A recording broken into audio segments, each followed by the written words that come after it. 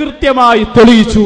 അതെന്താണെന്നറിയോ? നിങ്ങൾക്ക് വ്യക്തമാണ്. നിങ്ങളുടെ നിർവചനം അതിന് മനുഷ്യ കഴിവ് എന്ന് വെച്ചോ സൃഷ്ടികളുടെ കഴിവ് എന്ന് വെച്ചോ അതൊന്നും ഇവിടെ വിഷയമല്ല.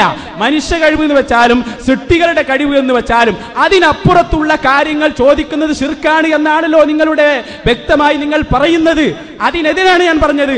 അല്ല, അങ്ങനെ ചോദിച്ചാൽ എന്റെ വഫാത്തിന് ശേഷം എന്നോട് ചോദിച്ചാൽ ഞാൻ ഉത്തരം ചെയ്യുമെന്ന് ഹബീബായ റസൂലുള്ളാഹി സ്വല്ലല്ലാഹു അലൈഹി വസല്ലം. അത് നിങ്ങളെ വല്ലാതെ പിടികൂടുന്നുണ്ട് എന്ന് ഞങ്ങൾക്കറിയാം. ഹദീസിന്റെ വാക്ക് വേണോ? ഹദീസ് ഉദ്ധരിച്ച ഇമാമിങ്ങളെ വേണോ? ചോദിച്ചാൽ ഞങ്ങൾ പറയും, കൃത്യമായി പറഞ്ഞു തരും. ചോദ്യം വരാത്തത് കൊണ്ടാ പറയാത്തത്. വിഷയത്തിൽപ്പെട്ട് ചോദിക്കാൻ ഇപ്പോഴും നിങ്ങൾ പഠിച്ചിട്ടില്ല. അങ്ങനെ ഒരു ഹദീസ് നിങ്ങളെ പഠിപ്പിച്ചിട്ടേ ഞങ്ങൾ വിടുകയുള്ളൂ. അതുകൊണ്ട് തന്നെ കാര്യം വ്യക്തമാണ്. ഊപ്പരിപ്പ ചൂടാകുക അരസ് പോലെ നല്ല ചൂടാകുന്ന രൂപത്തിലാ കാര്യമില്ല മൗലവി. വിഷയം പറയണം. കട്ടു എന്നൊക്കെ പറയാ, സമാധാനത്തിന് നല്ലതാണ്. പക്ഷെ കട്ടിട്ടില്ല. ഞങ്ങളെ പുസ്തകം കയ്യിലുണ്ട്. നിങ്ങളുടെ ഈ പുസ്തകത്തിൽ നിങ്ങൾ എഴുതിയത് അതിന്റെ മുകളിൽ ഒരു വിശദീകരണവും ഇല്ല. ഇങ്ങനെയൊന്നുമില്ല, അങ്ങനെയൊന്നുമില്ല, കൊങ്ങനെയൊന്നുമില്ല, ഒന്നുമില്ല. പിതാവ് എന്നുള്ളത്. അപ്പൊ അതന്നെ ഞാൻ പറഞ്ഞത്. അതിന് മുമ്പ് എന്തെങ്കിലും ഉണ്ട്? അതിന് നിർവചനം എന്ന് പറഞ്ഞാൽ എന്താ പഠിക്കണ്ടേ? മലയാളമെങ്കിലും പഠിക്കണ്ടേ? നമ്മൾ എപ്പോഴും പറയാറുണ്ട് അറബി ഏതായാലും പഠിക്കൂല, നാ മലയാളം പഠിക്കാവൂല. അവിടെയും പടി ഊതിയിരുന്ന അത് മനസ്സിലാവോ?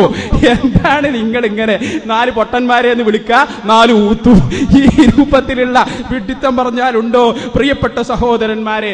അപ്പൊ അതുകൊണ്ട് ഞങ്ങൾ വ്യക്തമായി തന്നെ പറയുന്നു, വേണ്ട, ഞങ്ങളത് പൊളിച്ചു കളഞ്ഞിരിക്കുന്നു. ഞങ്ങളത് പൊളിച്ചു കളഞ്ഞിരിക്കുന്നു. കാരണം അല്ലാഹുവിന്റെ റസൂലിന്റെ വാക്കാണ്. അതിനെ ഗണ്ണിക്കാൻ നിങ്ങളുടെ ആ ശക്തമായ ചൂടുകൊണ്ട് പര്യാപ്തമാവുകയില്ല. നിങ്ങൾക്കതിന് കഴിയുകയുമില്ല.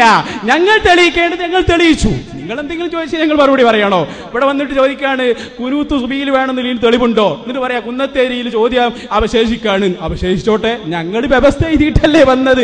വ്യവസ്ഥ വ്യക്തമാണ്. മുജാഹിദുകളുടെ വാദം അബദ്ധമാണെന്നാണ് ഞങ്ങൾ തെളിയിക്കേണ്ടത്. അതിന് വിഷയാവതരണത്തിൽ ഞങ്ങൾ പറഞ്ഞു, മുഅ്ജിസത്ത് കറാമത്ത് കൊണ്ട് അള്ളാഹു നൽകിയ ആ കഴിവ് കൊണ്ട് അള്ളാഹു സുബ്ഹാനഹു വ തആല നൽകുന്ന കഴിവിൽ നിന്ന് ചോദിച്ചാൽ ശിർക്കാവൂല. എന്തുകൊണ്ട്? ഹബീബായ മുഹമ്മദ് റസൂലുള്ളാഹി ഞങ്ങളെ പഠിപ്പിച്ചിട്ടുണ്ട്.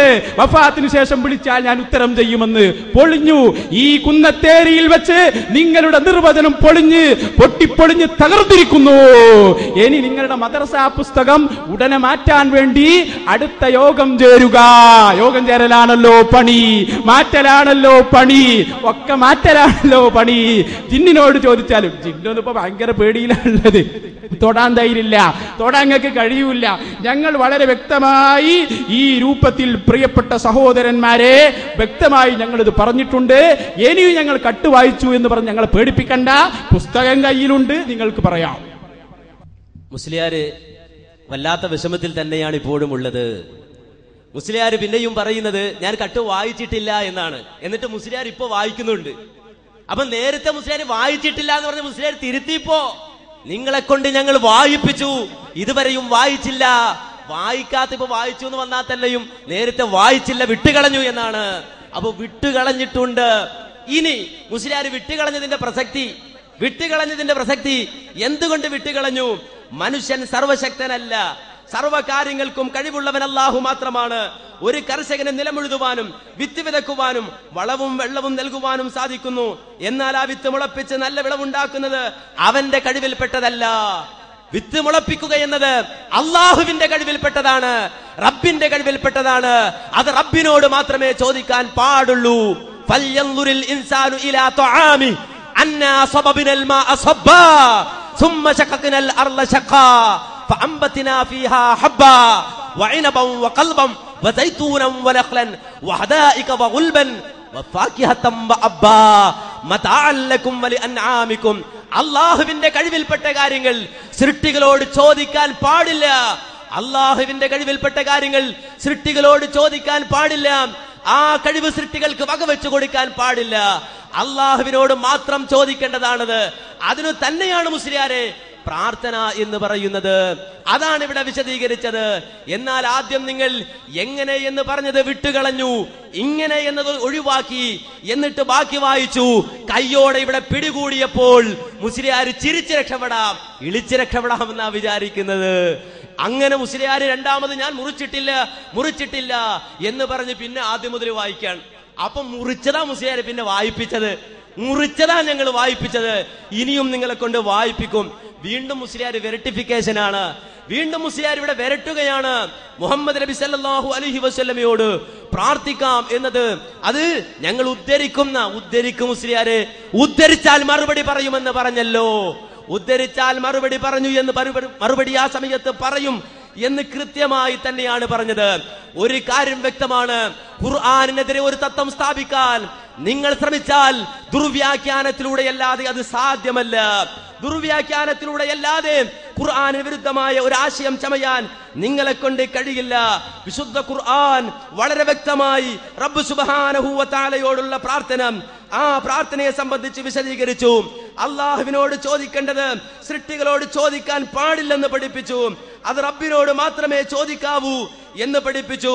വിശുദ്ധ ഖുർആനിൽ ഈ വിഷയത്തിന്റെ ഈ സംവാദത്തിന്റെ തുടക്കത്തിൽ തന്നെ ഓതിപ്പറഞ്ഞായത്ത് വമാ ബികും മിൻ നിഅമത്തിൻ ഫമിനല്ലാഹ് ثم إذا مسكم الضر فإليه تجأرون എന്ന ആയത്തിന്റെ വിശദീകരണത്തിൽ പണ്ഡിതന്മാർ കൃത്യമായി രേഖപ്പെടുത്തി വെച്ചിരിക്കുന്നു. അന്നഹു തആല ബയ്യന അന്ന ജമീഅൻ നിഅം മിനല്ലാഹ് ثم إذا اتفق لأحد مضرة توجب زوال شيء من تلك النعم فإن الله يجأر أي لا يستغيث أحدا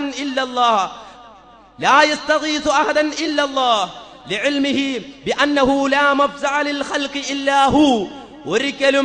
ഒരിക്കലും മനുഷ്യനെ സംബന്ധിച്ചിടത്തോളം അവന്റെ എല്ലാവിധ അനുഗ്രഹങ്ങളെയും നീക്കിക്കളയുന്ന രൂപത്തിലുള്ള പ്രയാസം അവനെ ബാധിച്ചാൽ ഫഇലല്ലാഹി യജ്അർ, അല്ലാഹുവിനോടാണ് അവൻ അലമുറയിട്ട് പോകുന്നത്. ഐ ലാ യസ്തഗീസു അഹദൻ ഇല്ലല്ലാഹ്, അല്ലാഹുവല്ലാത്തവരോട് അവർ സഹായം തേടുകയില്ല. ബിഅന്നഹു ലാ മഫ്സാ ലിൽ ഖൽഖി ഇല്ലാ ഹു, അല്ലാഹുവല്ലാതെ അഭയമില്ലെന്നറിയുന്നത് കൊണ്ടാണ് അവർക്ക് ആ രൂപത്തിലുള്ള നിലപാട് സ്വീകരിക്കേണ്ടി വരുന്നത്. അല്ലാഹുവല്ലാതെ അഭയമില്ല എന്ന് മനസ്സിലാക്കിയാൽ അള്ളാഹുവിനോട് മാത്രമേ ഇസ്തിഗാസ ചെയ്യാൻ പറ്റൂ എന്നാണ് പണ്ഡിതന്മാർ സമർത്ഥിച്ചിട്ടുള്ളത്. എന്നാൽ മുസ്ലിയാര് ആ തരത്തിലുള്ള ഒന്നിനും തന്നെ തൊടാൻ പോലുമുള്ള ധൈര്യം ഇവിടെ കാണിച്ചിട്ടില്ല. ചോദ്യം തൊട്ടുനോക്കിയിട്ട് പോലുമില്ല. മുസ്ലിയാർക്ക് മറുപടി പറയാൻ കഴിയാത്തത് മുഴുവൻ വിഡ്ഢികളുടെ ചോദ്യമാണത്രേ. മുസ്ലിയാർക്ക് ഉത്തരം മുട്ടിയാൽ വിഡ്ഢികളുടെ ചോദ്യമാണത്രേ. അതൊരു വിഡ്ഢിത്തമായി ജനം മനസ്സിലാക്കുമെന്ന് മുസ്ലിയാരെ മറുപടിയായി പറയാനുള്ളൂ. അതുകൊണ്ട് സ്വയം വിഡ്ഢിത്തം വിളിച്ചു കൂവരുത്. ചോദ്യത്തിന് ഉത്തരം പറയണം. അതിനാണ് ചോദ്യോത്തര സെഷൻ വെച്ചത്. ആ ചോദ്യോത്തര സെഷനിൽ തന്നെയാണ് ഇവിടെയുള്ളത്. ആ സെഷനിൽ കൃത്യമായി ഓരോരുത്തരുടെയും ഭാഗം വീതിച്ചുകൊണ്ട് ചോദ്യം ചോദിക്കാൻ അവസരം കൊടുത്തത് ചോദിക്കുവാനാണ്. ഉത്തരം പറയണം. വിഷയവുമായുള്ള ബന്ധം കൃത്യമായി ഇവിടെ സമർത്ഥിച്ചിട്ടുണ്ട്. അതുകൊണ്ട് തന്നെ മുസ്ലിയാക്കന്മാരെ ചോദ്യം കുന്നത്തേരിയിൽ അവശേഷിക്കുക തന്നെയാണ്. അത് നിങ്ങളെ പിന്തുടരുക തന്നെ ചെയ്യും. ചോദ്യം അള്ളാഹു കൊടുത്ത കഴിവ് കൊണ്ടല്ല, സ്വയം കഴിവ് കൊണ്ട് സഹായിക്കുമെന്ന വിശ്വാസത്തിലായിരുന്നു മക്കാ മുശ്രിക്കുകൾ അള്ളാഹു അല്ലാത്തവരോട് തേടിയിരുന്നത് എന്ന് ഖുർആൻ കൊണ്ടോ ഹദീസ് കൊണ്ടോ തെളിയിക്കാമോ? ആ ചോദ്യത്തിന് മറുപടി പറഞ്ഞിട്ടില്ല, തെളിവുദ്ധരിച്ചിട്ടില്ല, ഒരു തെളിവും സമർത്ഥിച്ചിട്ടില്ല. മുജാഹിദുകളുടെ പ്രമേയം എന്തെന്ന് പറഞ്ഞിട്ടില്ല. പിന്നെ മുജാഹിദുകൾ അവർ അവതരിപ്പിച്ച നിർവചനം എങ്ങനെ പൊളിഞ്ഞു എന്ന് പറഞ്ഞിട്ടില്ല.